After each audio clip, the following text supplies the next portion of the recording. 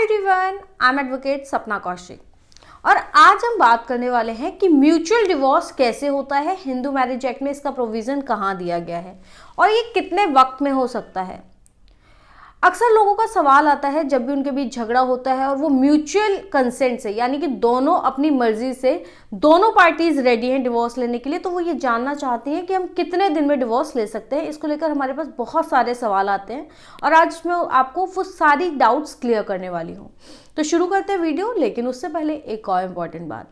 अगर आपने हमारा यूट्यूब चैनल अभी तक सब्सक्राइब नहीं किया है तो प्लीज़ चैनल को सब्सक्राइब कीजिए ताकि हम आपको ऐसे ही लीगल अपडेट्स दे सकें। सबसे पहली बात कि क्या म्यूचुअल डिवोर्स, मान लीजिए अगर आपके बीच आज झगड़ा होता है तो क्या आप कल म्यूचुअल डिवोर्स के लिए फाइल कर सकते हैं? नहीं। सबसे पहले जो कंडीशन है मैं आपको बता दूं, प्रोविजन जो है हिंदू मैरिज एक्ट के सेक्शन 13B में दिया गया है और डिवोर्स के लिए आप म्यूचुअल डिवोर्स के लिए तब फाइल कर सकते हैं जब आप पिछले 1 साल से दोनों अलग अलग रह रहे हैं। 1 साल का सेपरेशन जरूरी है कि अगर दोनों पार्टीज पिछले 1 साल से अलग रह रही है, मान लीजिए शादी अगर हुई है 15 दिसंबर 2021 को और दोनों पार्टीज अलग रहना शुरू करती हैं फरवरी से, तो फरवरी 21 से अगर अलग रह रहे हैं तो आप फरवरी 22 के बाद ही डिवोर्स के लिए, म्यूचुअल डिवोर्स के लिए अप्लाई कर पाएंगे, क्योंकि म्यूचुअल डिवोर्स की सबसे पहली कंडीशन है कि शादी के बाद आप दोनों पिछले 1 साल से अलग रह रहे हैं, तभी आप म्यूचुअल डिवोर्स के लिए फाइल कर सकते हैं।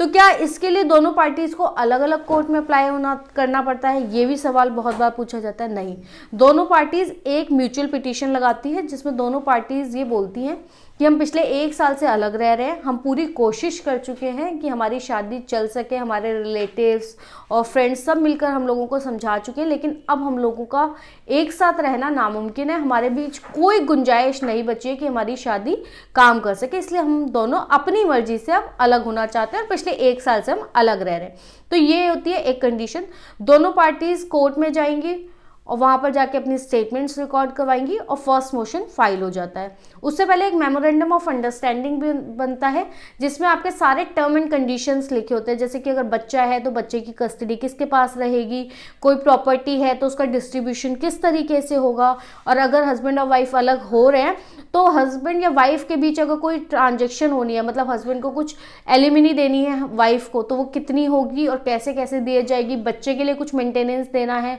या कुछ एलिमिनी का अमाउंट देना है तो वो कितना होगा और कैसे कैसे दिया जाएगा, बच्चे का खर्चा कौन उठाएगा, कोई प्रॉपर्टी है तो वो वाइफ के नाम पे है और हस्बैंड को ट्रांसफर करनी है या हस्बैंड के नाम पर है वाइफ के नाम पर ट्रांसफर करनी है, वो सारी चीज़ें मेमोरेंडम ऑफ अंडरस्टैंडिंग में लिखी जाती है कि फ्यूचर में दोनों का एक दूसरे की लाइफ में कोई इंटरफेरेंस नहीं रहेगा, कोई दूसरे के ऊपर कोई केस नहीं करेगा और कोई केस ऑलरेडी चल रहा है तो उसको विड्रॉ करेगा। तो ये सारी चीज़ें लिख के मेमोरेंडम ऑफ अंडरस्टैंडिंग बनता है। दोनों पार्टीज फर्स्ट पिटीशन, जिसे फर्स्ट मोशन भी कहा जाता है, कोर्ट में फाइल कर देती हैं।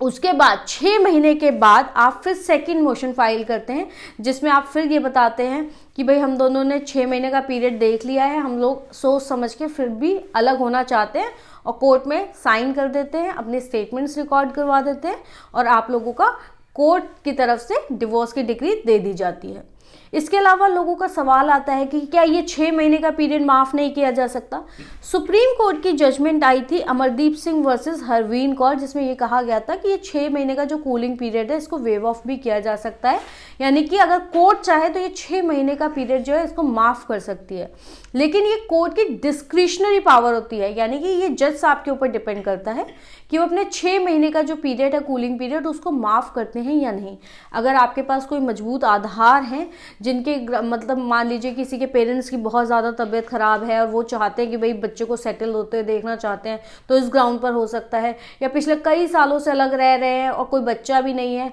और शादी सिर्फ बहुत कम समय की थी, तो ऐसे ग्राउंड पर भी डिवोर्स दिया जा सकता है। अगर आपके पास कोई मजबूत ग्राउंड है तो उस पर 6 महीने का जो कूलिंग पीरियड है उसको माफ़ किया जा सकता है।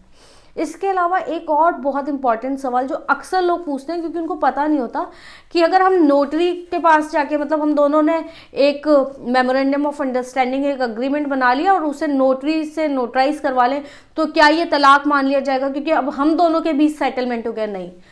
तलाक सिर्फ और सिर्फ कोर्ट से होता है और इसमें टाइम लगता है। कई बार लोगों का सवाल आता है कि हमें वकील साहब ने बोल दिया 5 दिन में तलाक करवा देंगे, 10 दिन में तलाक हो जाएगा, या बस 2 घंटे में तलाक हो जाएगा, ऐसा नहीं होता। इसमें पूरा टाइम लगता है। पहले फर्स्ट मोशन होता है और फिर अगर 6 महीने का पीरियड वेव ऑफ भी करवाना है, माफ़ भी करवाना है, तो उसकी एप्लीकेशन लगती है, कोर्ट उसको सुनती है, तब डिसीजन आता है। तो